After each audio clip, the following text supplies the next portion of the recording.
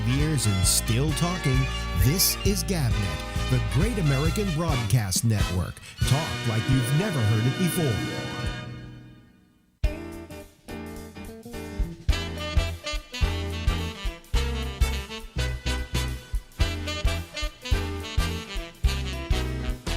And I sing.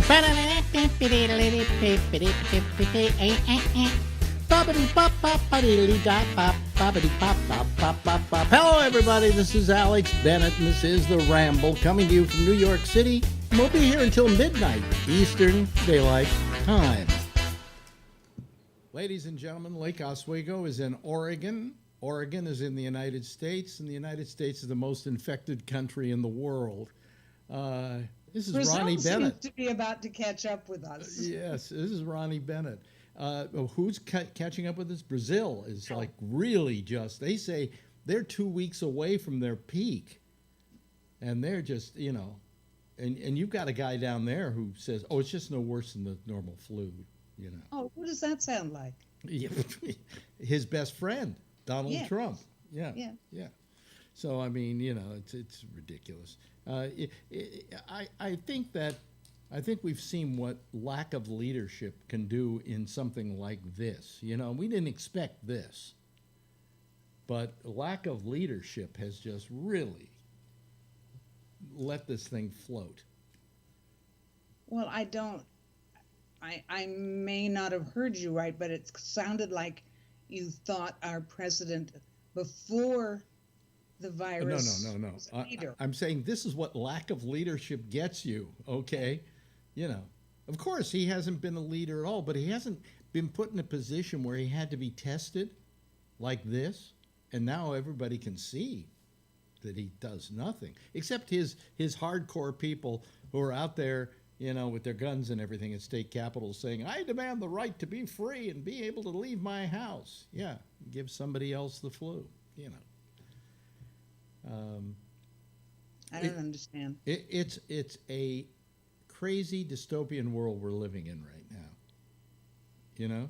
Fancy word, okay. Fancy word, but dystopian nonetheless. I mean, it's amazing. This is all the science fiction movies I ever saw about about a disease and, you know, wiping out the rest of the world, and all that's left is this one guy played by Charlton Heston. You know, I mean, it's ridiculous. It's just ridiculous. That's how it is. Yeah. Actually, it's not ridiculous. It's really awful. Just awful. Yeah. You know, my neighbor did a wonderful thing for me. She called me day before yesterday and said, how about if I cook and bring dinner to your house on Monday, on the holiday? And so we did that and sat across the table, long way from each other, and had a terrific meal and talked about a lot of this stuff. And it's pretty awful. It's I mean, the photographs from the weekend, or the video of, you know, hundreds of people crammed together inside a small pool here and there. You know, what are they thinking? I mean, it leads you to want to say they deserve to die, and that's not a good thing to be saying. Well, you know, here's the thought I had, is that the people who are protesting this the most are Trump supporters. They're the ones out there with the Trump signs going, I want to be free and leave my house, but by the way, here's my Trump sign. And I'm thinking Trump should want them to stay indoors. There's an election coming up. And maybe they'll all be dead, and that's how we're going to win the election. You know, see, you apparently are under the impression that he actually thinks. And I don't think that he connects things in that way. Yeah, I don't think his brain does that. Yeah, but I mean, you know, I saw those things of the people in the pool, but I also saw beaches and bars and things like that where people were told, okay, go back to them, but be careful, social distance, and boom, they're just like, you're going crazy. Oh boy, you know. I wonder how much that has to do with you and me being old. That, you know, we're slower, we're older, we don't need to go out partying or to clubs and or apparently the beach, and that's true when you're older. when you're younger, you're just so full of all this energy, and it must the same time that they've been locked up, the same period of time that we have, must have been a lot like agony if you can't go out and go to your clubs or go to the places that you normally go to, Yeah. and it must be much harder when you're younger. And I don't know a solution for that. I think part of the hubris that they're living in is the fact that they're younger and their chances of getting this are less, or of being killed by it are much less than ours. At our age, we're in the risk group. You more than me, actually, you know. But we're in the risk group. So they go, oh, we can go out and party. It doesn't matter. But if I get it, I'm probably not going to live through it, you know. I mean, so I stay indoors. The outdoors, to me, it's scary. I'm thinking about going for a walk today because I've been tired all the time and lightheaded and so on. And it's because I've been in so long, you know. And I'm thinking about going out today, and it scares me. What scares you? What scares me is not me, it's other people. I go out, I got the mask, I got the gloves, right? When I come back, I, wash my hands, wash the gloves, wash the mask. Many times if I've been out for an extended period of time, I take a shower, in order to make sure I'm clean. But other people aren't doing that. I go out on the street, and there are people out there without masks, and a lot of them. More than I would like to see. The other day, I did go out, and I came back within 10 minutes because I felt I was being barraged by people who were trying to give me this thing. The only tool we have against this virus is distancing and masks. That's all we've got. Yeah. That there is no other thing you can do to protect yourself or protect other people. And, yeah, I think today we're going to hit that big magic number, the 100,000 deaths. Yeah. We're number one. We're number one. And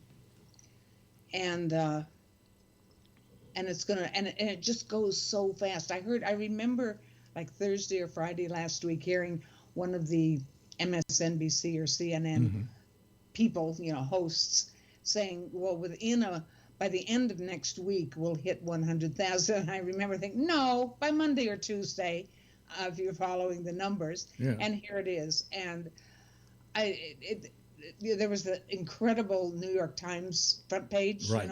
About it. And it was stunning. I mean, I paid close attention to it, partly because, hey, I'm retired, I have time, and unlike other people with kids and all of that. But how can you not have been stunned by that? And it's not like if you live in Omaha, you didn't know about it. It was all over the web. So if you're online, you would have seen that the front cover of that newspaper. And then they went out to, what is that? I never heard of it before, but it sure got a lot of play this weekend. Is it called Lake of the Ozarks or something? Lake of the Ozarks, yeah. Were crammed together. And I somebody was quoted somewhere online that was in one of those large groups, asked about why she wasn't wearing a mask or keeping a distance, and she said something to the effect of, well, I leave it up to God. The mask won't help. Did you hear about that preacher who refused to close down his church because he had to preach to God because God was going to save us from this thing, and then he caught it and died?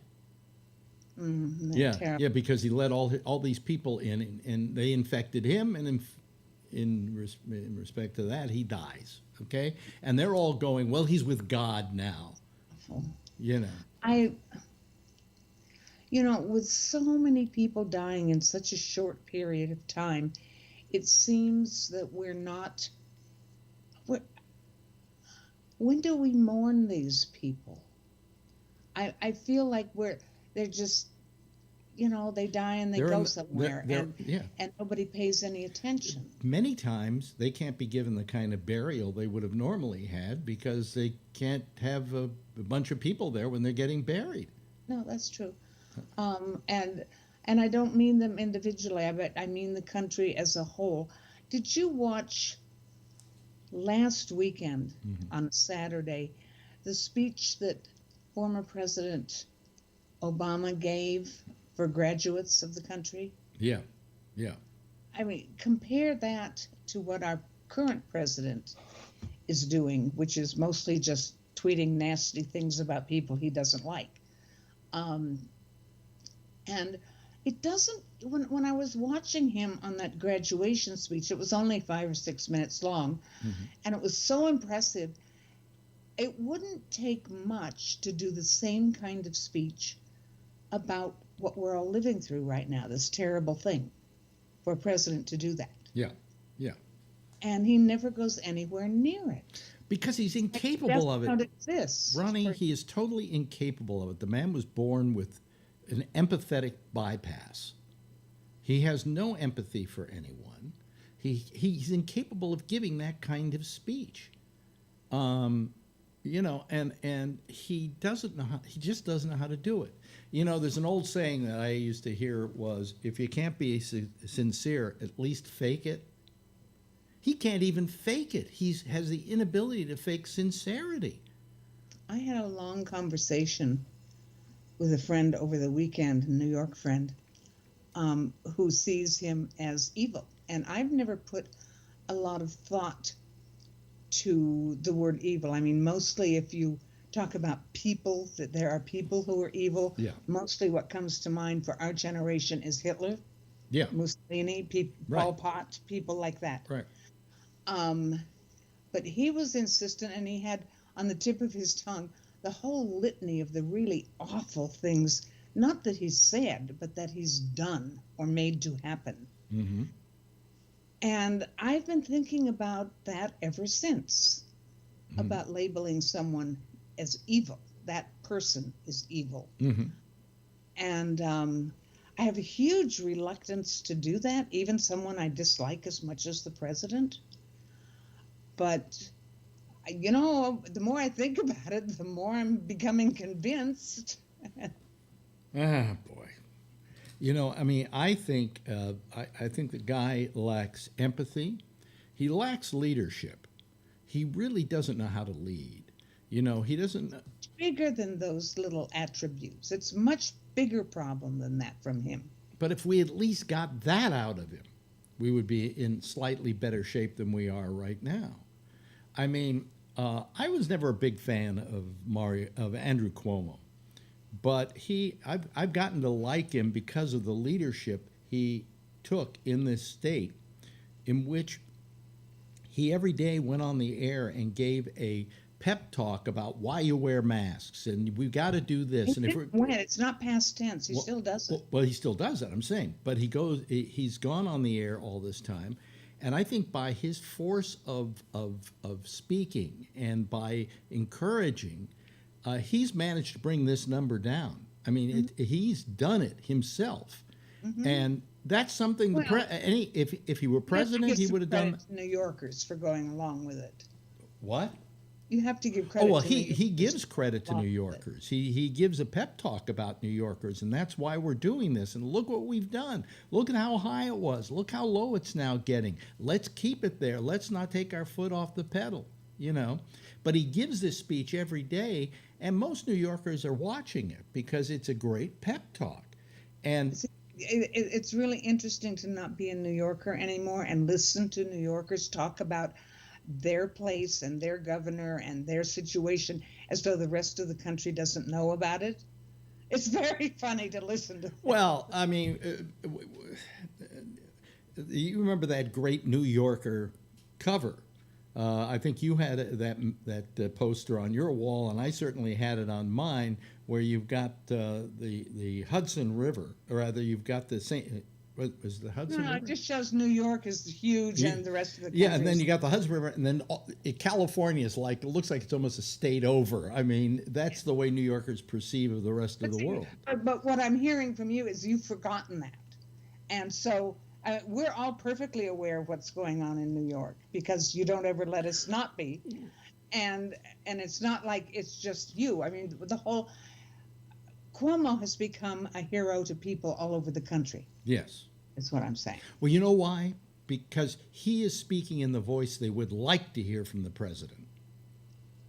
Well, I mean, even if you don't have that particular thought, he's still useful and interesting. Yes. Yeah. But Um, apparently to those people in the Ozarks, they haven't seen him. You know, they're out there we're just going to have a lot of fun here. And yeah, you know, your death rate is going to go up. I'm sorry. You know? It's a terrible thing. It's a terrible thing. You know, And it's not going to be over soon. I think this particular virus, I mean, we'll come up with a vaccine. That's for damn sure. But until we do that, this thing's going to be with us for quite a while. There was a terrific story and I'm not going to be able to tell you, but one of the big newspapers, Times, Post, Guardian, something like that, a few days ago, that did the history of the polio virus. And I remember, and I'm sure you do very clearly, when we all went, everybody in America went to your local school and got a sugar cube with the vaccine. In the late 50s, we all did that. It took more than 50 years to get a vaccine for polio. Yeah. More than 50 years. And most vaccines take years and decades to come about. And everybody thinks we're going to have one by fall. Well, we didn't have quite the science we have now. And we also, this is an international quest. I think the number one candidate so far for vaccines is out of Oxford in England.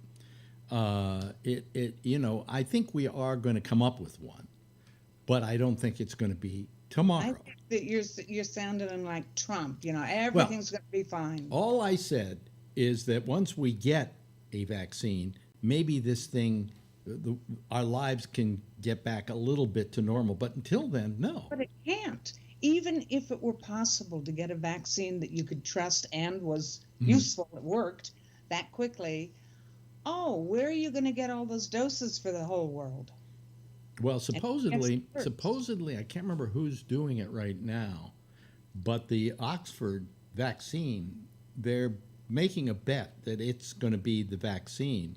And so they're already making several million doses. Do you know how many people? Oh, I know how many people are in the world. Come on. And who gets it first? Yeah. But here, you know, the interesting thing about polio was that there's a great documentary that I kept, and I watched it again the other day, that was done on American Experience about the whole polio epidemic. And what caused it, what they finally figured out caused it, was our cleanliness. That we had cleaned up so much of the society. We cleaned up, you know, health, get people to wash their hands, do all that. So much so that this disease, which was once an immunity you built up from childhood because of all the filth around you, no longer did that, and the disease was opportunistic. And that's what caused it. What caused it was cleanliness. I don't understand. When you don't have a clean society, people build up from childhood certain immunities to things, stronger immunities to certain bugs and strains like that. And this bug could never grab hold because some of the childhood diseases the kids would get and coughs and whatever gave an immunity to polio. But once we cleaned up the society, we took the horse shit out of the streets and we did a lot of cleaning up. It is that they say that's what caused it. And I've read this on several occasions, that it was our cleaning up that actually caused it. But when you talk about the vaccine, how long it took to develop that, do you know how undifficult it was? I don't know if that's a word, but how non-difficult it was to get tests on that? Because in those days, they didn't have to go through somebody saying, okay, you can go test it on people. They just went and tested it on people. They got a bunch of kids and tested on them. In fact, some kids died when they tested it on them because it turned out there was a lab in Berkeley, California that was making a bad batch. But anyway, once that was solved, we had a vaccine. And I love, And you make it sound simple. It was more than 50 years. well, More than 50 years of working on it. yeah, So I don't, and most vaccines take decades. We still don't have a vaccine for SARS and right, some of the right. others. Um, and it's not for lack of trying. Yeah, God knows. But anyway, I do. Well, all I'm saying is if we either come up with a vaccine or we come up with some cures that work and prevent the deaths from happening and people having to be intubated and so on, then we can kind of get on with our lives. But until then, this is going to be with us. It's going to be with us big time. And I think that right now we haven't seen the beginning of the plague in America because of all these people jumping into the same pool in the Ozarks, and people like that. You watch. There's going to be a spike in about 2 weeks because that's how long it takes. That is going to be incredible everywhere except New York and maybe California because and I think you guys have been pretty good about it too, right? There aren't so many people here, too. Yeah. I mean, it's a big, like if you look at Maine, Yeah. there's hardly any patients that, and ours is staying pretty low. It's been ticking up for a week, but very slow and very few. But there are a lot fewer people here, Mm-hmm. and well, it's a long political explanation, but not time for that right now. Yeah. But it's doing a lot of it is there's just. In the whole state of Oregon doesn't begin to even have the same number of people as New York City. Yeah. Oh, right. But I mean, we've been impacted here very badly because we were as Cuomo has brought up so many times, we were looking towards China as where it was coming from, when really where it was going to come from was Europe.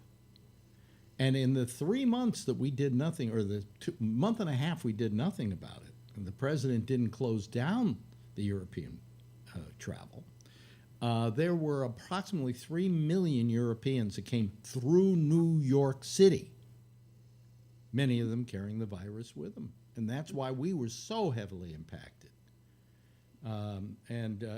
It's been scary. I mean, we've lived with a kind of fear I don't think the rest of the country has exactly appreciated.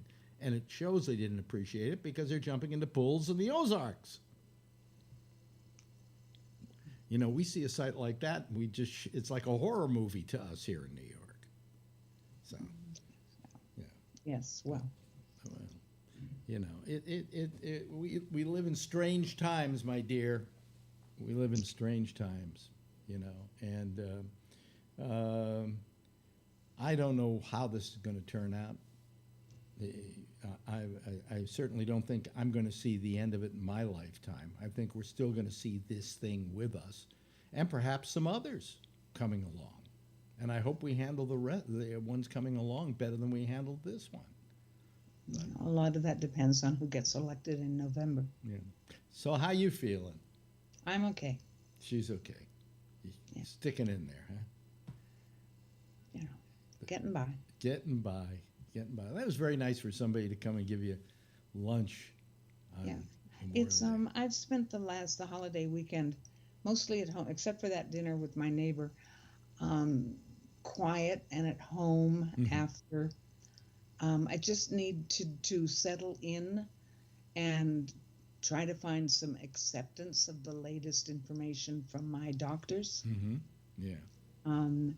And that takes quiet time and being alone and, accepting it. And you don't do that just because you decide to. Yeah, right. Exactly. And maybe I'm coming along. It's going to take a bit. Yeah. Well, you've been a trooper so far, and I'm sure it hasn't been easy for you. And now that with the pandemic, it is, unless I just don't wake up some morning, I will, when it becomes too hard to live with these diseases, I will use Oregon's death with dignity law. And my friend who lives in New Jersey, who will take care of everything that has to be taken care of after I'm gone, we planned from my first diagnosis that she would come out here and be with me at the time that I do that. But no, she can't be getting on an airplane Right. now. Right. Can't be done. Right.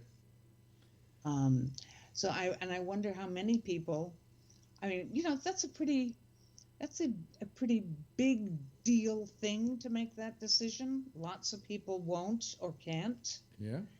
And I wonder how many other situations people in the country or in various ones they're in that the pandemic, besides being, a pain in the butt that you can't go anywhere and do anything or hug a friend, and all of that, the awful Right. things we're all going through. How many other situations like mine will be dramatically changed because of it? With that, Um, we've run out of time. oh dear. Okay. Oh dear. Well, we'll do another one in a couple of weeks, and let's hope the world is a better place to live in 2 weeks from now. Oh, do you really believe that? Not in the least. Ladies and gentlemen, that's Ronnie Bennett. You can find her at timegoesby.net. That's her blog. Read it. It's terrific. She's a great writer too. Just a great writer. Thank I you. enjoy That's her nice. stuff. I'm a fan. Ladies and gentlemen, Ronnie Bennett. Thank you, Ronnie. Thank you.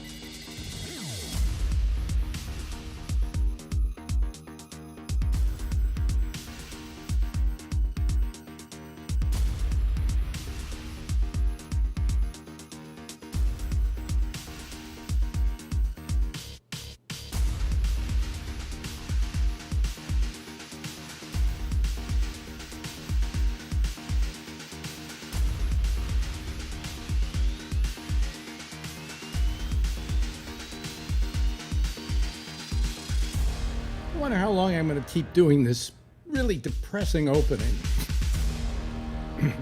We probably should have scenes of people in the Ozarks swimming and close to each other.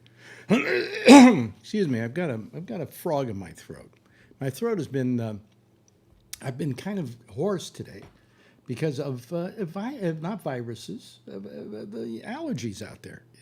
It's tomorrow out of 12, it's going to be an 11.8. And all day long, I've been having little breathing problems and things. I mean, it's not, I have no temperature. I'm not coughing, but I've got this, this rough throat. So live with it. It's called allergies. That's the terrible part. You can't tell the difference between coronavirus and allergies that much, except you don't run a temperature with allergies. And I'm not running a temperature. I'm just trying to get my throat cleared out here so I can talk through the hour. Let's take a look at the map quickly before we go to the phones. Before we go to the Skype, actually, we don't go to the phones. Look, 5,589,628 people on the face of the earth have had the coronavirus, of which 350,453 have died. Okay? This United States number, I don't know how new it is, because what it's saying is that we are at 98,913 deaths. But I saw it at something like 99,215 on TV. So I don't know, and it's from the same source, which is Johns Hopkins University. See that up there? But anyway, we've had 1,680,913. We're heading to the 100,000. We'll probably get there by tomorrow. Not that we're rooting for that to happen. It would be nice if it just stopped dead in its tracks. But apparently it's not going to, because a lot of people are deciding to live dangerously. And, what a bunch of idiots. What a bunch of maroons. Let me see here. Let me get, I got to get a few things out of the way here now. Here, come here. Come here. Oh, God, I just hate this. I got to get this down to where I can see what I got here and what I don't got here. There we go. Okay, all right. Now, where do I go from here? Let me see here. Let me get my first panel up and let's open up the Skype lines. That's the next thing we're going to do. I'm just trying to clear my throat because I was thinking of turning on the air conditioner because it's warm in here, but I don't want to turn it on unless if it makes too much noise. Nah, that's a problem. Yeah, that's a problem. Let me see here. We're open for business here. Okay, fine. Now let's see if anybody calls. That would be nice.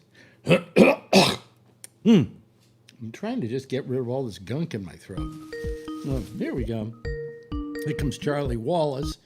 I think he was on the first page the other day, and so was Brian Neary. He was on the first page the other day as well. So I think, wasn't he? Brian, you there? Brian, Charlie, are you there? Phil, are you there? Charlie, who's there? Brian, you're there. And Charlie, you're there. I'm there. Okay. I'm here. And Phil is we're bringing him in. Let's see here. Brian, I guess we'll put you in the first spot then. Well, it's just because he wasn't there before. Let me see here. Here comes, let me see here. Phil, where is it? Here, we got to go. Jeff Zeller. I don't know where he was last time.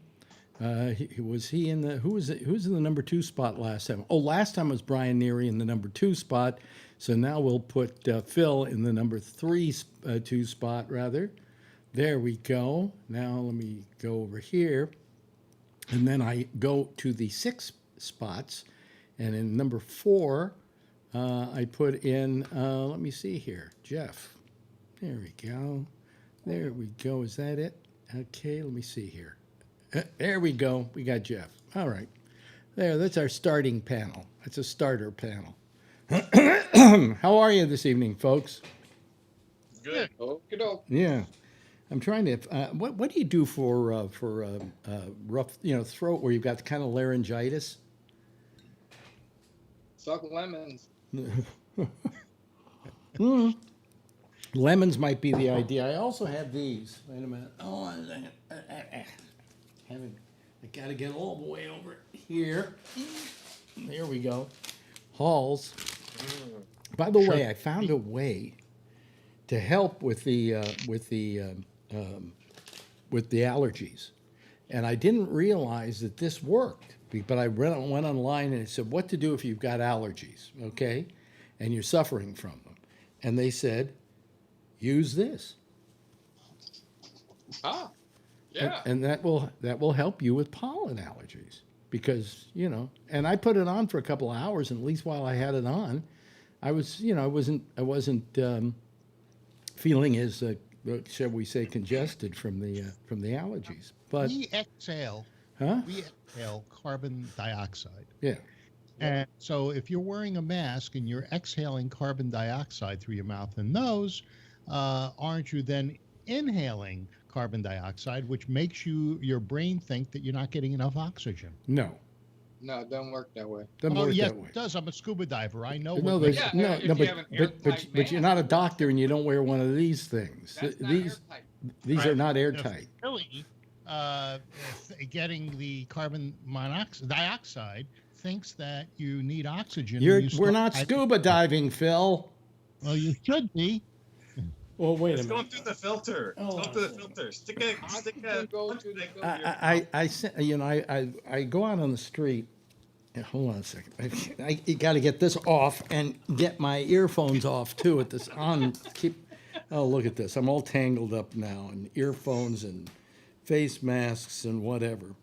But I went out and I got myself another face mask that I feel probably works better than that because it has been working for centuries. Here we go. Let me see here. Ball gag? Huh? No. No, here we go. Yeah. Looks good on you. Huh? It looks good. It's By the way, improved. this lights up, but I don't want to light it up, so I'll put it in there. Yeah. This is what they used to call in ancient times the beak. This was during the plague. They wore the beak. And what they did is on the end of this, they put like, oh, I don't know, ammonia or some kind of salts to keep the stench out. And then they went around. They thought this would make them in better shape. Okay. So- Gone outside. Huh? What? Have gone outside with that yet? No. No. Was that left over from San Francisco or what? No, no, I was sent away for this. Albert got one, so I had to have one. So there we are. They called it the beak. That was what they called it in the days of the plague. The beak. So, oh boy, that's hot. Woo. Anyway, It's hot here too. is it hot where you are? Yeah, I heard Bubbles said it was hot today. Yeah, Yeah, right over now 90 it's degrees. It's what? Over 90 degrees in San Jose today. Really? Yeah. Yeah, well, it's getting hot here. I don't know whether to turn on the air conditioner or not. Let's see if it. Let me turn it on, make sure it doesn't give me too much noise. Okay? Hold on. Everybody, talk to each other. I'm going to turn mine on, which will give you a lot of noise. Let's see if he hears it. There we go. Okay. All right. I just have to make sure it doesn't blow a fuse. Yeah. But can you hear that, guys?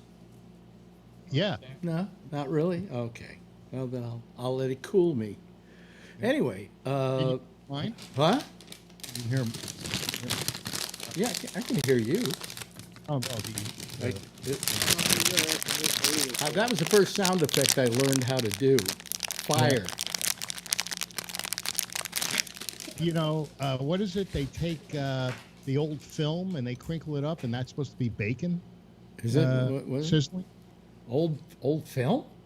Yeah, like celluloid film. You know, Celluloid film didn't have a sound to it. Yeah, it does if you crinkle it. No, it doesn't. Yeah. Only if it's bad celluloid film. Otherwise, it just bends. They did it at NBC Studios when I was like 5 or 6 years old. I was on the tour. Oh, what did they know? Yeah. They said, this is how it's done. Really? Well, I remembered that from something I read on sound effects, and you know, it was cool. It was cool. Anyway, how was the weekend for all of you people? Interesting. What? I got to see my kids. Oh, really? How did you get to see your kids? Well, we went over to their houses. One group one day, and the next day to another group. And we wore masks. We were outside. We were probably about 10 feet away. Mm-hmm. And it was a nice day. So That's pretty safe, isn't it? It was a good time. Dr. Brian, would you agree that that was safe practice? You sure you weren't at a pool party? Oh, that pool party. Oh, jeez. Was that scary or what? Very bad. Yeah. And those guys, you see all those tables in there. Those guys are all peeing in there too. Oh my god. Where was that? What part of the country? The Ozarks. Oh. Those are We- Arkansas. They know how to party. Yeah, right. Well, you know, they're taking our president's lead. You know, he's setting a fine example for the rest of them. 2 weeks, a bunch of them. You know what? You know what Trump hasn't figured out yet, and this is how stupid the man is. That by giving this advice to his acolytes, it will kill them, and then there will be nobody to vote for him.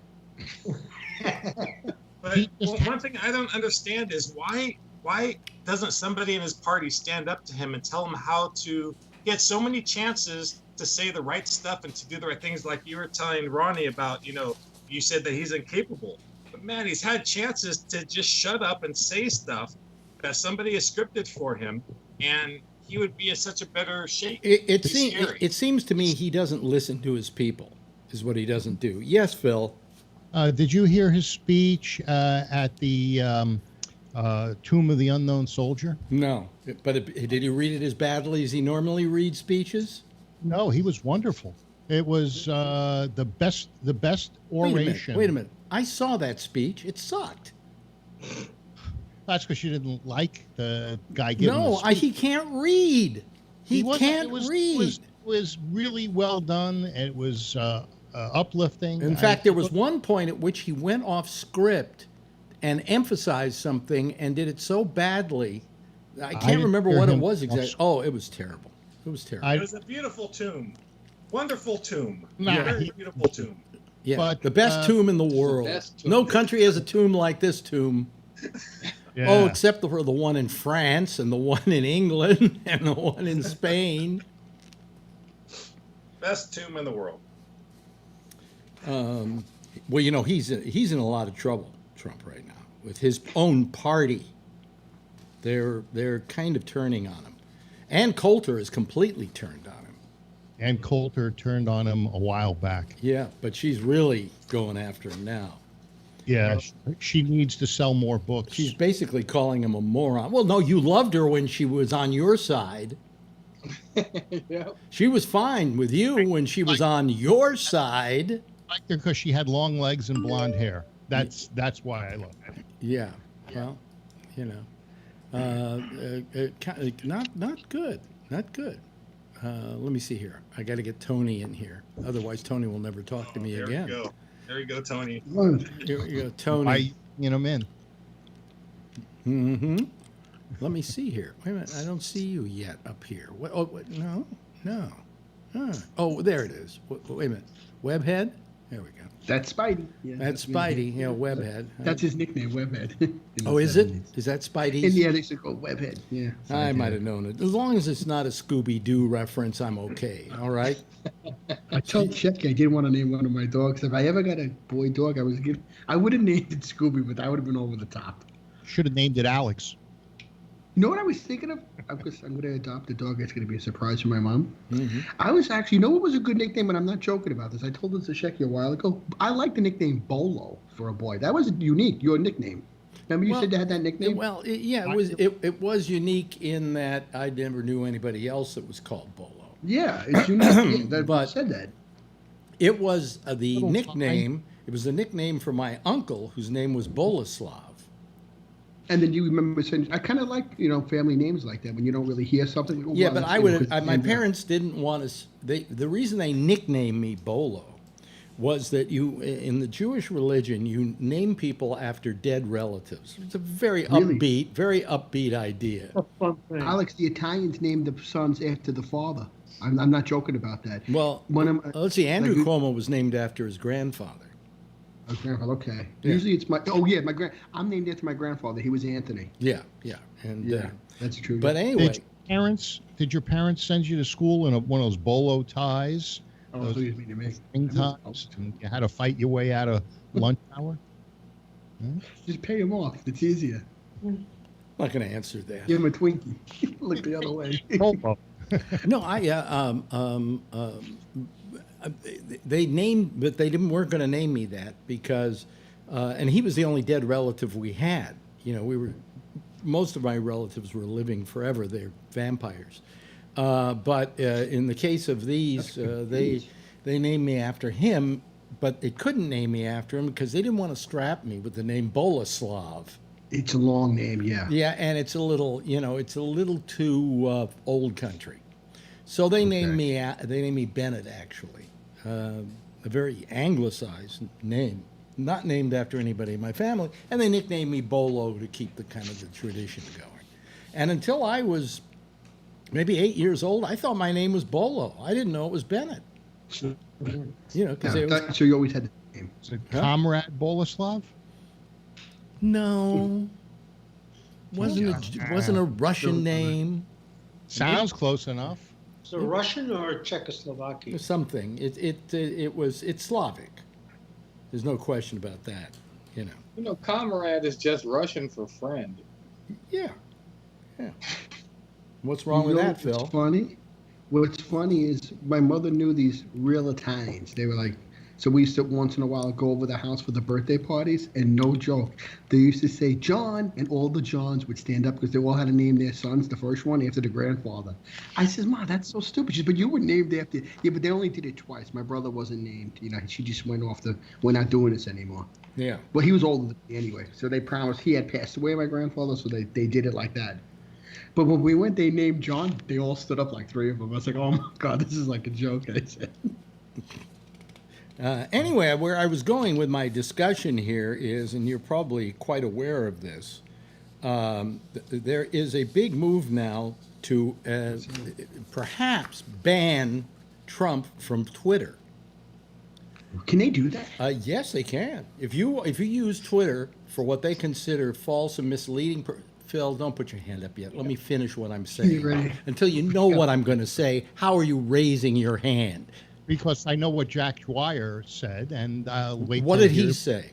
What do you think? Well, Jack, there was a tweet that Trump put out, and this woman wanted him to take it down. It was about a dead husband or dead wife, and Jack Dwyer said he wasn't going to take it down. No, they didn't say they weren't going to take it down. They said they're investigating it now because the husband of the woman complained to Twitter that this was a wholly inappropriate thing and was a pure baseless rumor, and that it did nothing but continue to hurt the family in a very harmful way. Twitter issued a public apology to the family. Well, let me tell you what the story is to begin with. I had this story years ago. I used to mention it all the time on the air. You said that, actually. Well, I used to say, whenever they'd say, so Joe Scarborough said this or that, I said, oh, you mean the guy with the dead intern? Did he really kill her? No, he didn't kill her. He wasn't even in the office at the time. She had been out jogging or something like that, had what the medical authorities believe was a heart attack or something to that effect, and then fell and bumped her head on a table. And when they came and found her, she was I think they got her to the hospital and she died at the hospital. But there was nothing suspicious about it. Nothing. She had an undiagnosed heart. What Trump, in one of his tweets, intimated is that Scarborough was having a relationship with her, and she was married at the time, okay? And then continued to say that he is still to this day being investigated as the prime suspect in her death. Yeah. And the husband wrote to Twitter and said, I really wish you would stop putting his tweets online, because he does things that if somebody else did, if Alex Jones did this on Twitter, they would throw him off Twitter, which they did, okay? But they won't throw Donald Trump off. And they're saying now that they apologize.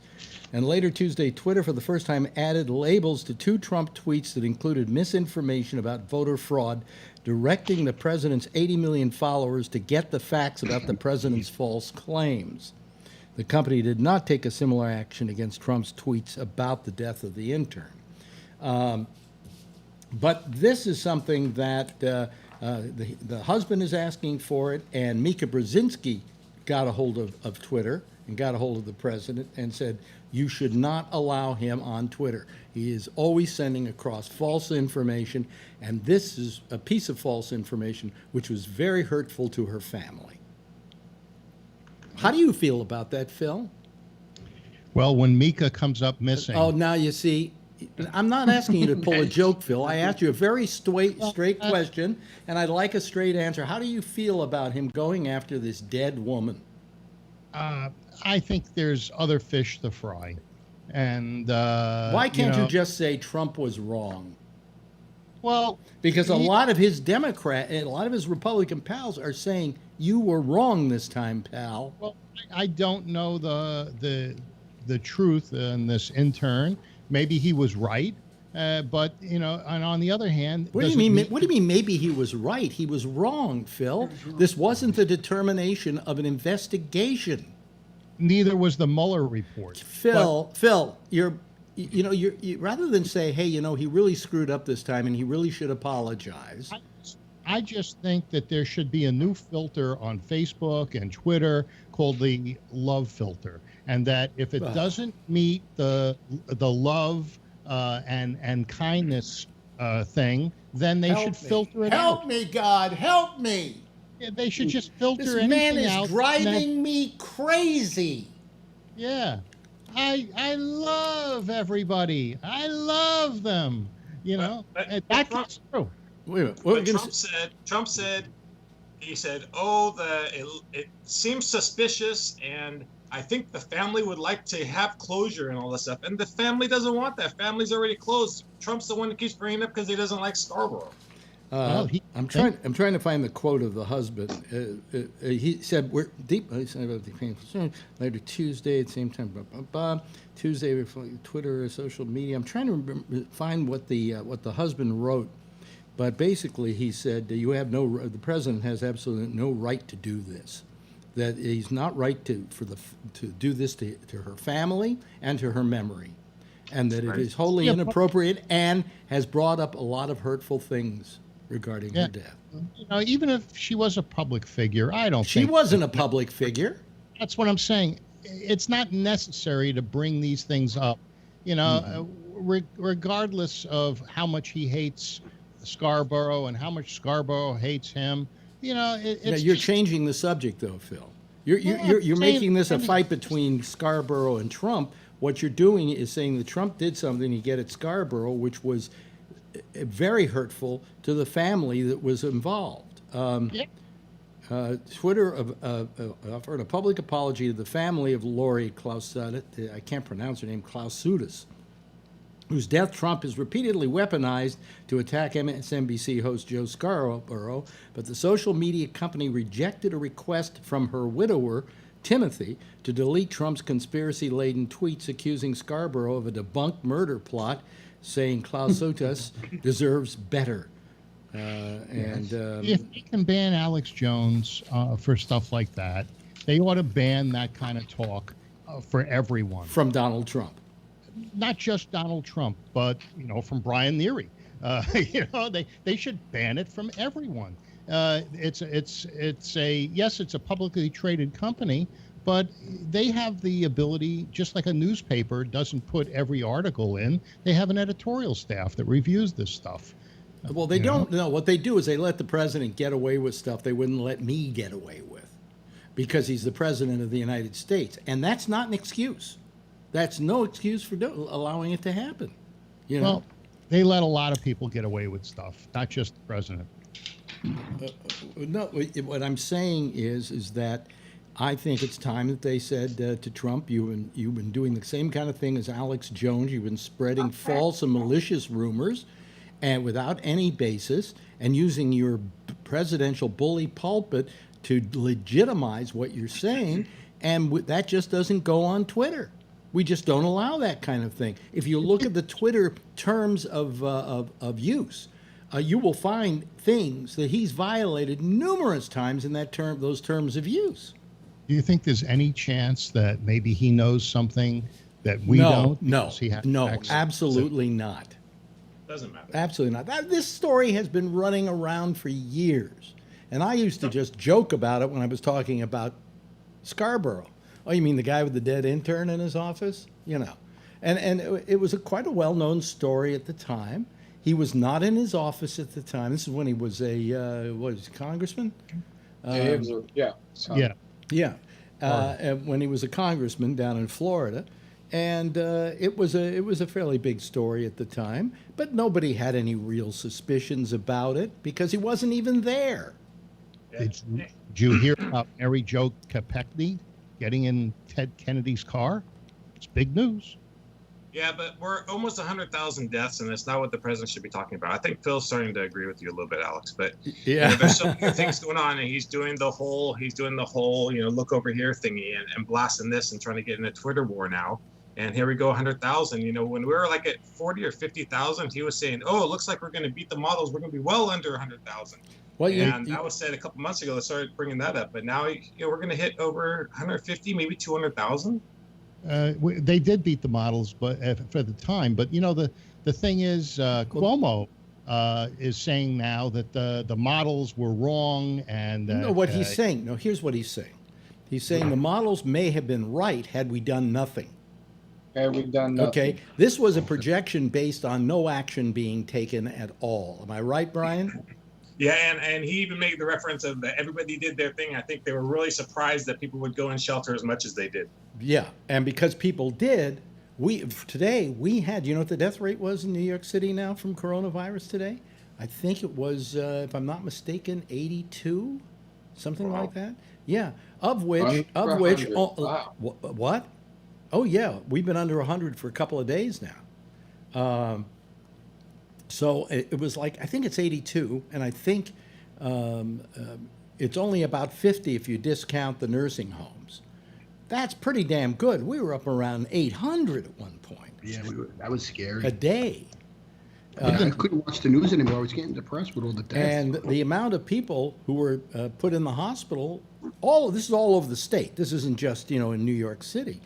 Number of people admitted for coronavirus yesterday was only 400 people in the state.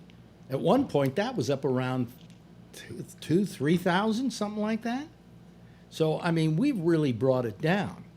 And I think part of it's been due to the pep talks every day by Cuomo, who did his gubernatorial duties to the best of his abilities, and he admits he made mistakes. Yeah, Phil, you got your hand up again. You always have your hand up again. Why don't you just get a sign saying hand? Please pick on me. So I went to Kaiser today. To get He's changing the subject. No. The CT scan and the bone scan. And where you had to park, you had to go past the COVID testing area. Oh, shit. And the COVID testing area had nobody. That's a good sign. This is bad for Brian. There was Business down. No. What's happening is that they can do, for instance, in New York City, I think they claim they can do 40,000 a day now, some amazing amount, and they're only doing about 5 because people have to go and do it. Now I haven't gone and done it. Marjorie has to because she's going to have some procedure, and they want her to have it. Okay, so fine. But I'm not getting it because they say the only people who can get it right now or should be getting it are people who have symptoms or are any one of the risk groups like firemen, policemen, people who work in the subways and so on. Yes, Tony. My sister and brother are going to make my appointment for my colonoscopy. Remember you said it when I turned 50. Alex, you think they'll make me take the test for that or no? They're going to set it up for me. They might make you take the test. They just want to be. It's because they want to protect themselves. It's not they care about you and whether you're sick or not. In fact, she talked to them today, and they said, "Yeah, we want you to be able to get the test and then have your procedure within 3 days of the test being taken." So that's a small window because you got to wait for the test to come back. So that's not one of Brian's tests because he can have it in 45 minutes. Yeah. 45 minutes. Yeah. And if we don't do it in time, you get a free one. Hey, I was talking to a friend of mine tonight. He's 86 and he's getting a cataract surgery in the second eye. Yeah. And they're making him take a COVID-19 test. So he went in today, he told me, and he got the test in the drive-thrus down in San Diego. Yeah. And he says they didn't stick the swab up that far. He says it was about halfway up his nose. They didn't roll it around or anything. They just stuck it up about halfway, and that was it. He didn't hear it go clank when it hit the brain pan? Oh, no, they didn't put it up that high. Maybe they're cheating them. I don't know. But anyway, so the projections that they had were based upon people not doing what they should be doing. And people in New York responded because Cuomo went on the air every day and he gave speeches about, I'll get to you in 1 second, Charlie. Speeches every day about how you should wear a mask. There's no shame in wearing a mask. Wear a mask and giving pep talks and getting people to toe the line, and New Yorkers responded to that. And that's why it went down. That's why we didn't meet projections. Yes, Charlie. Yeah, it's like when the Y2K thing came up. I've heard people say Y2K was no big deal after all. It just fizzled out. It didn't fizzle out. People like me worked their asses off to make sure it wouldn't destroy things in the computer industry. Right. If we had done nothing, it would have been a catastrophe. Right. So you did something, and then they said, what use was it doing all that stuff? Yeah. Yeah. But the fact is that you know, the reason why they stayed down, why we didn't need as many beds as we needed, why we didn't overwhelm the hospital system in New York State was because we stayed indoors, because we hunkered down, because we did what we had to do. And we see the numbers. If you look at it, I mean, it's a slow slope down, but it came down constantly, never had an up day, constantly down. Now, when we look at the rest of the country, it's getting a little depressing. I mean, when you saw some of those pictures from around the country, you went, well, I hope they're all Trump voters because they're going to be dead by election day. You know. Yeah. He said that. Just vote for me before you die. Oh, yeah. Send absentee like ballots. Absentee ballots before you die. Right. No, but I mean, really, I mean, if he thinks he's influencing people to do something, he's influencing his people. The people are going to get out and vote for him. And if they wind up dying, he's not going to get the vote he thought he should get. And believe me, you take 100,000 out of the equation, and you got a lot of votes there. Phil? Okay, but you see, they want to vote by mail, and these postal employees are finding bundles and bundles of ballots. Where'd you hear that?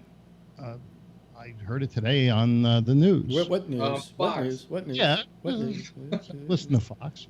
And so anyway, you know, they had pictures of all of these ballots, and there's something called ballot mining or something where they send out people to people's homes that hadn't voted in the last 4 years, and they try to get them to sign up on these mail-in ballots. And they found hundreds of votes in California and one other state, I think it was Texas, that you say hundreds? You say hundreds, Phil?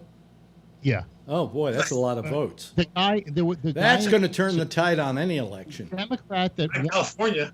The Democrat that won in Texas won by 16 votes. I don't remember his name. It was a Spanish name like Ramirez, Rodriguez, something like that. And Texas doesn't have, you got to be over 65 to vote by mail in Texas. No, yes, they had these things. These people had been dropped from the voting. Don't you love listening to him? Go ahead. He doesn't have facts, but he'll remember what he remembered. Yeah, well, I remember what I was shown on Fox. On the news. Well, hey, I think that MSNBC is all BS as well. I do too, but I don't use them as my. Let me put it this way: I have out on my desk here my mail-in ballot. We applied for it. I'm going to legitimately vote, and so are most people. They have found that in mail-in voting, they've found very little fraud over the years. In fact, less fraud in mail-in voting than what goes on at the polls. Yeah. It was good for 240 years, not having mail-in. No, I think you should be able to mail in if you're. You should be able to mail in your vote rather than go to a polling place and wait in line, or in this particular case, take your life in your hands. Yeah. This thing will be over long before. Oh yeah, Phil. Right. Do you buy that, Brian? Is that true? Is it going to be over before the election is going to happen? I have 2 new buildings I'm building. It's not going away. Well, apparently you're a believer. People smarter than me are making those decisions. So he hasn't called me for the floors. Imagine you get that job. Forget it. You clean up. COVID's the best thing that ever happened to Glacier City. Not if it's for Brian. we have building 1 in Sunnyvale, and it's like Winchester Mystery House. These guys that have worked there on there, changing labs and moving stuff like nonstop for 15 years since I've been there. So yeah, we keep people employed pretty well. Yeah, so it ain't going to be over too soon, Phil, because to begin with, you're going to see in about another 14 days, you're going to see a real spike. We already have a spike. They say that somebody was saying there's a second wave. It really isn't a second wave. It's the same old wave. It's just that all of a sudden, certain people lost their minds and didn't follow the safety protocols, and now the states are starting to jump up. And the feeling is that certain states, like Florida and Georgia, have been lying and fudging the numbers because they don't want to look wrong. Yeah. But that what is it? Alabama has gone, and already what they asked of the people who were at that pool party in the Ozarks was that they voluntarily all quarantine themselves for 14 days. That's how afraid they are of what happened there.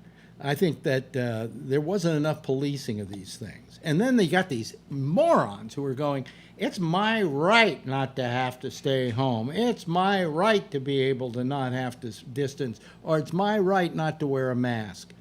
No, it's also my right to life, liberty, and the pursuit of happiness, which I can't have when I'm 6 feet under because you were an inconsiderate asshole. So stay in your apartment.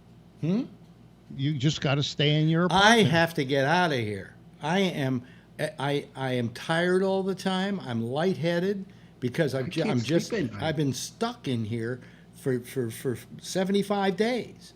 And I got to get out. I got to see some sunlight, and I've got to get some exercise. This is just, We took my mother out to Stu Leonard's. We had to get her out of the house. She was, we put the mask on her and everything. It was good for her last week. I mean, from Friday. Yeah. Just to get out. We went out to Long Island just to get. It was, it was nice. They social distance. There was nobody on top of you. Mm-hmm. You had to get out. It was like, oh my God, we got out. We couldn't believe it. I wonder what you tell the cops though these days. So I got mugged. Yeah, what did he look like? Well, he was wearing a mask. Oh yeah, that is true. They don't even want to mug you now. Mugging's down. Yeah, a lot of things are down, but somebody was making a joke about it. I can't remember who it was. I think it was Bill Maher who was saying it's kind of ridiculous because they say, there have been no, in the last 75 days, no traffic fatalities in New York City. Wow. Even None. though people are driving and he said, what's amazing about that? Nobody was driving. Mm-hmm. I'm noticing that people are driving like it's the Daytona 500. Have you noticed that, Brian? That people and on those LED signs, they said there's something about if you have to drive, to the speed limit or something. Yeah, they're finding all these people that are driving 90. Yeah, I see it all the time.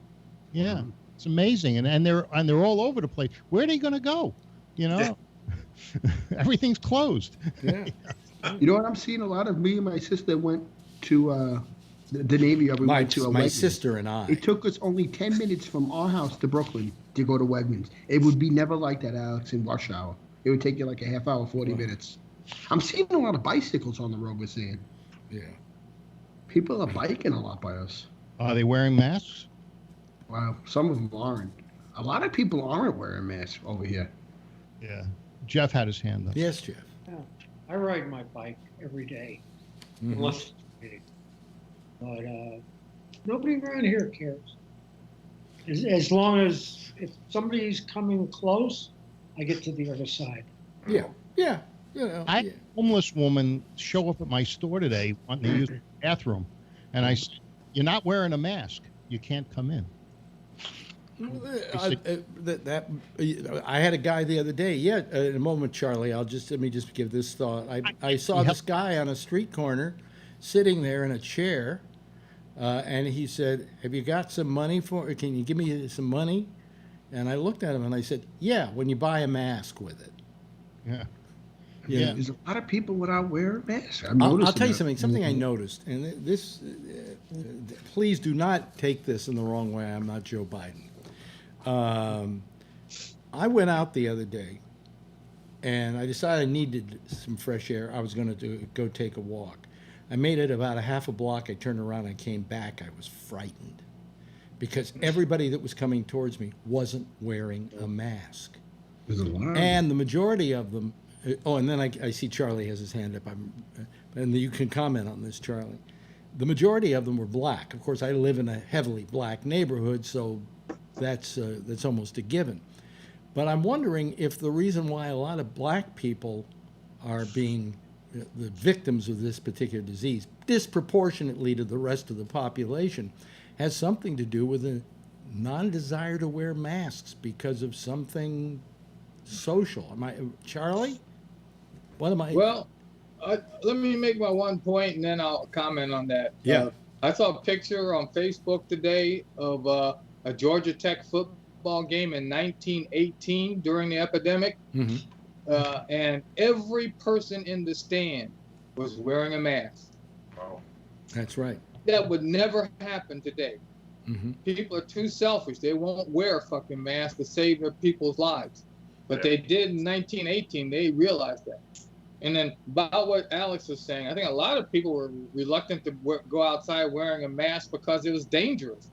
Because you're mistaken for somebody, a criminal or something, and somebody might shoot you. Yeah, I just wanted to clarify what I had said before. Normally, what I would do if a homeless person came and said, I really need to use your bathroom, I actually let them use it, and then I have the warehouseman clean it.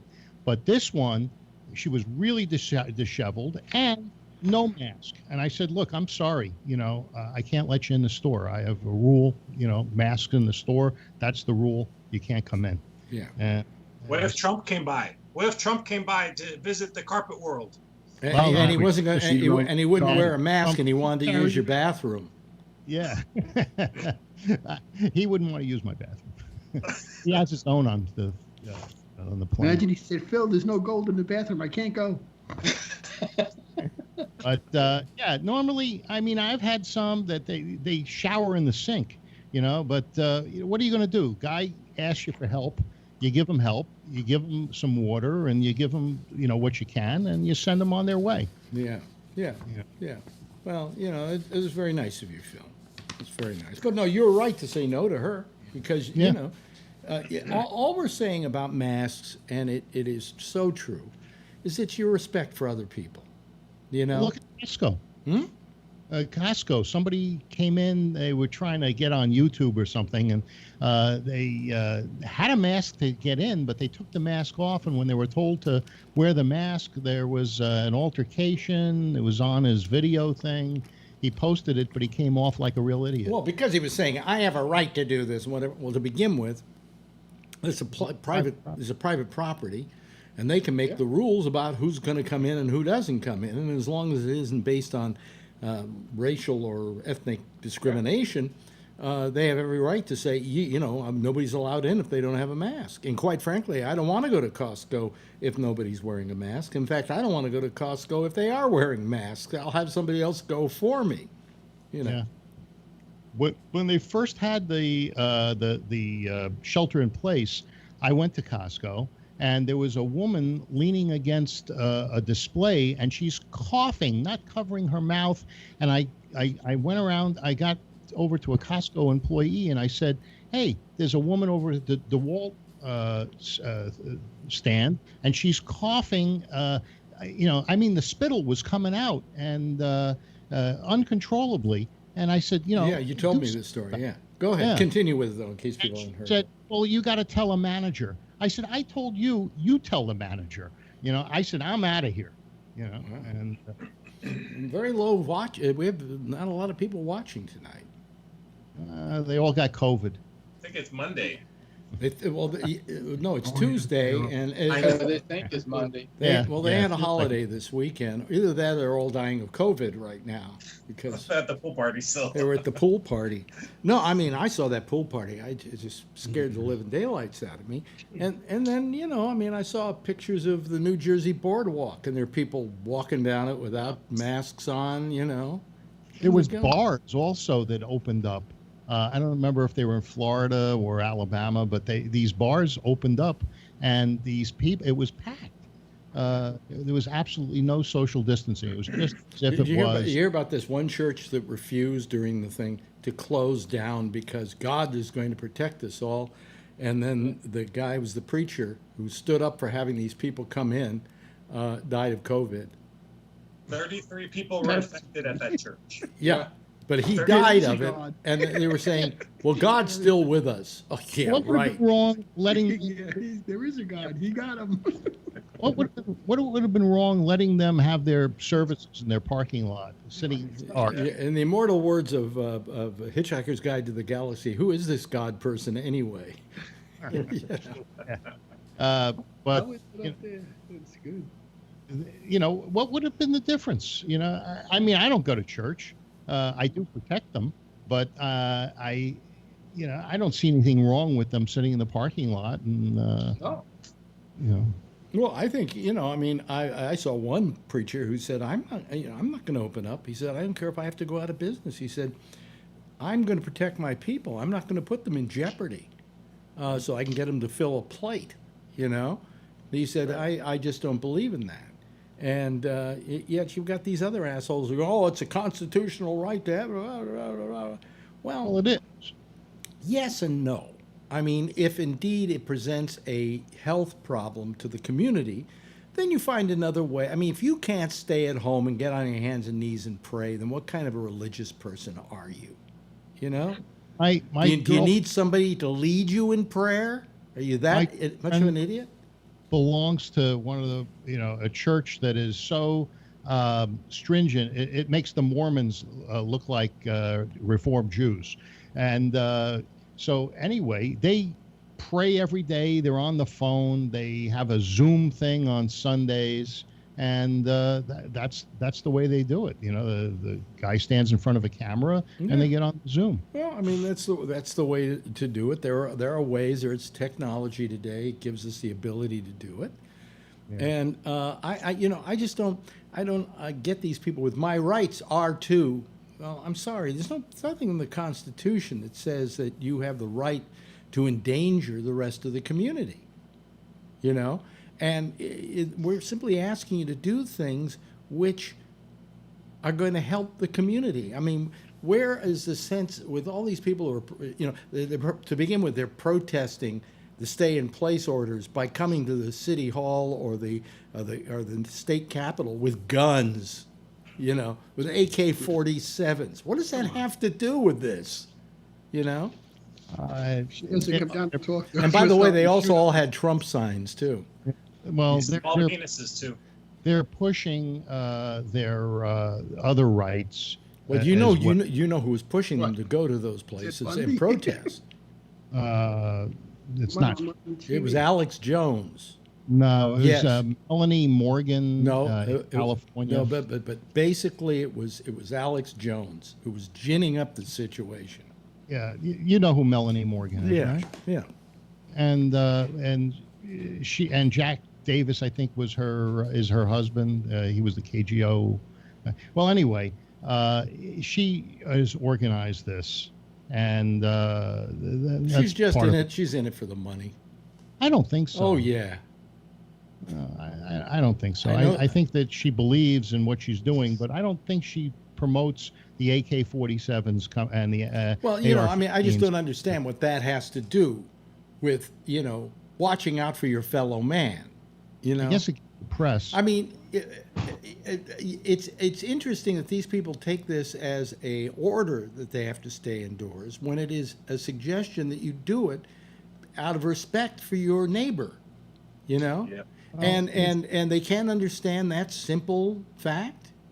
They're taking people's licenses away if they want to try to make a living by cutting hair or opening up a floor covering store in Detroit.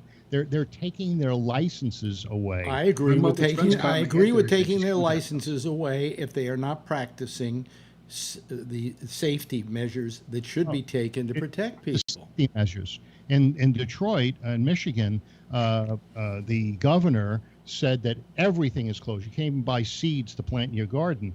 And therefore, if anybody, and some people have opened their businesses, some restaurants and some barber shops, they actually suspended or revoked their license. Charlie has his hand up. Yes, Charlie. Yeah, there was a story in the paper today about this beauty shop in Houston that two operators tested positive and had exposed 140 customers. That was called Great Clips. I heard about that. Shit. 140. That's why you can't just open up and defy orders, because one person could make 100 people sick. That could go out and make thousands more people sick. See, I'd agree with your philosophy, Phil, if we could trust the owners of these businesses to act in good practice. But we can't, because you always have somebody who will let two people slide by and cut hair who've got COVID. All right? It's unfortunate. You say it's unfortunate, but how do we prevent that? We prevent that by clamping down, not by easing up. You know who? She's got to quarantine herself for a few weeks before she starts clipping hairs. Yeah. Joe Pescopo, I think it is. Piscopo. A comedian. He owns 2 gyms in New Jersey, and I saw him being interviewed, and he said that his gyms, you could eat off the floor. They wipe everything down. They're practicing social distancing. Can't they open? Well, they can't open because to begin with, he's a right-wing asshole. Okay, that's for starters. I mean, that's why. And to be honest with you, that's the only publicity he's gotten on TV in the last couple of years. The babysitter that was watching the kids, or something like that. I remember Howard used to make fun of him. He dated the babysitter or something and left a wife. Yeah, he did. He did. Yeah. Yeah, I trust him with the kids. Yes, Jeff. There's so many things that are going on in every different state. Doesn't matter. Crazy things that just don't make any sense. But we're doing it. Okay? So I live here, and there's people playing golf there. So they said, at first, no golf. Everybody went absolutely ballistic. You say, playing golf is the most important thing in the world. Yeah, I mean, come on, these people are crazy. They Can't don't know you what to do. buy in its own cart, Well, so the deal was. Oh yeah, but did you see Trump? He was out there with some other guys, and he wasn't even fist bumping them. He was hugging them and patting them on the back. He's making sure they die at the end of the week. I don't have COVID because I took the chloroquine stuff. Alex, he's going to be the one who carries it and gives it to everybody, Trump. He'll outlive everybody. And he keeps wearing that white shirt. Why does he wear that white shirt when he's playing golf? It's slimming. It's slimming. It's hot out. Oh, come on, Phil. He dresses terrible. Black. Why do I wear black? Exactly. So the people in Sheffield could have a rule that says you have to have only one person in a cart. Mm-hmm. Okay, so the guys typically play 4 people together. Yeah. With 4 different carts now. Okay. Meanwhile, once they get off the cart and they get close to the end, then they're all slapping hands and all of that. Just as much. I really do hope they get it. That's probably that. What a butt. I mean, I gotta hit that ball. Yeah. They can't even hit it. They can't even play golf. It's just the whole we gotta act like we're macho or doing something. They're probably terrible players. Do only Republicans play golf? Is that the? They're the ones with small penises. Anyway. Trump's probably like Ted Knight. Remember Ted Knight in Caddyshack where he was cheating all the time and kicking the ball out of the rough? I can see Trump doing that too. Yeah. No, he's more like Auric Goldfinger in Goldfinger, where he has somebody drop the ball somewhere for him. Yeah. Anyway, that's the theme song.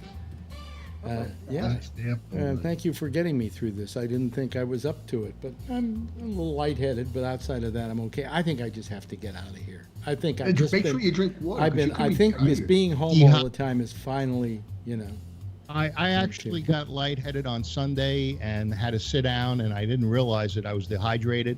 I had a few bottles of water, and it made all the difference in the world. All right. Well, we're glad to hear that nourishment report from you. Anyway, hey, listen, that's it for tonight. It's nice of you to join me. I didn't know I was falling apart. That's my oldest joke in the world. Brian, thank you. Thank you very much, Jeff. Thank you, Phil. Thank you, Tony, and to thank you, Charlie, as always, for being part of the Citizen Panel. You can always be counted on, especially during this virus. Everybody, give a big wave goodbye, and I'll give you a big wave goodbye back at you, okay? There they go, folks. There they go. Okay, that's our Citizen Panel for tonight. Jack Bishop will be assembling another Citizen Panel in the show that comes on right after ours on GabNet called The Intersection. In the meantime, I'll see you again, tomorrow night, same time, same station in life. And in the meantime, as always, if you see her, you know what to do. Tell her I love her, okay? Bye-bye, everybody.